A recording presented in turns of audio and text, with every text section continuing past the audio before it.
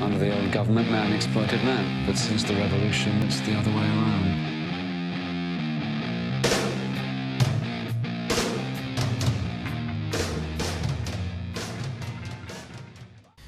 The Mckinney pack is named after John Mckinney. There's a book called Phantom Warrior. It's about his experiences in the Pacific Theater during World War II. He was a Congressional Medal of Honor winner. Probably one of the most amazing stories I've ever read. He killed over 100 Japanese by himself. It's documented fact. So the pack is named in honor of him and in honor of all of our World War II veterans. This is the newest version of the Mckinney pack, and this is the final version. This is what will be sold whenever I get around to selling it. Quick word about availability.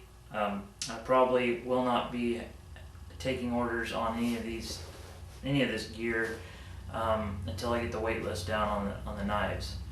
Hopefully in a couple of years I'll have the wait list done, and I'll open up orders for gear and knives both.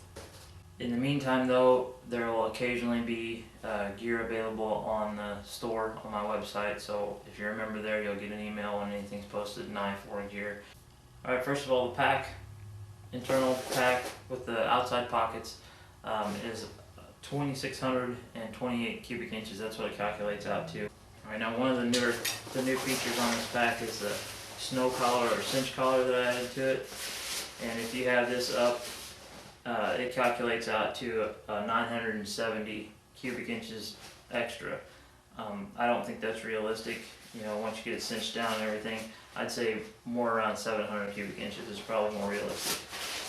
The other new feature is one of them I mentioned on the other pack is these side pockets are 6 by 3 by 10.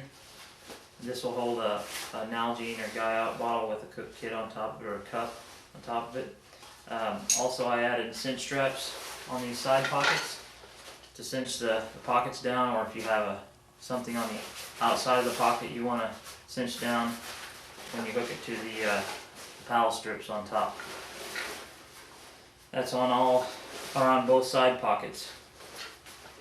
Also on all of the pockets, I've added Velcro or a hook and loop secondary closures. So if you have small valuables or whatever you don't want coming out the sides, this will help contain the small stuff.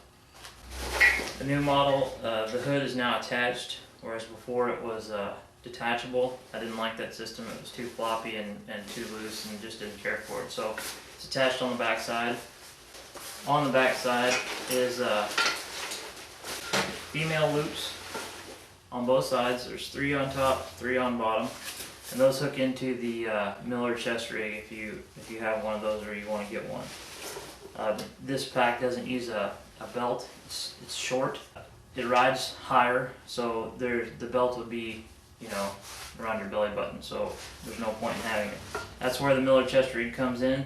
If you like that cinched up feeling, tight feeling, and extra load capacity with the chest rig, it hooks into this and keeps the pack really stabilized, and then you have extra pockets and whatnot on the chest rig to utilize.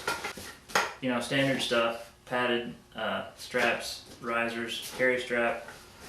On the bottom are 2 3-foot pieces of webbing with male and female buckles on each end, so you can unplug them. If you don't want them on, you can take them off. Or it's for sleeping pads, sleeping bags, whatever, you can cinch up on the bottom. I added a row of PALS webbing. There used to only be 2 on here, now there's 3. Also underneath the lid is 3 rows of PALS. Then on top, 3 rows of PALS. Also, I added on the interior, it'll be very hard to see, I'm sure, but I'll put a picture up of it.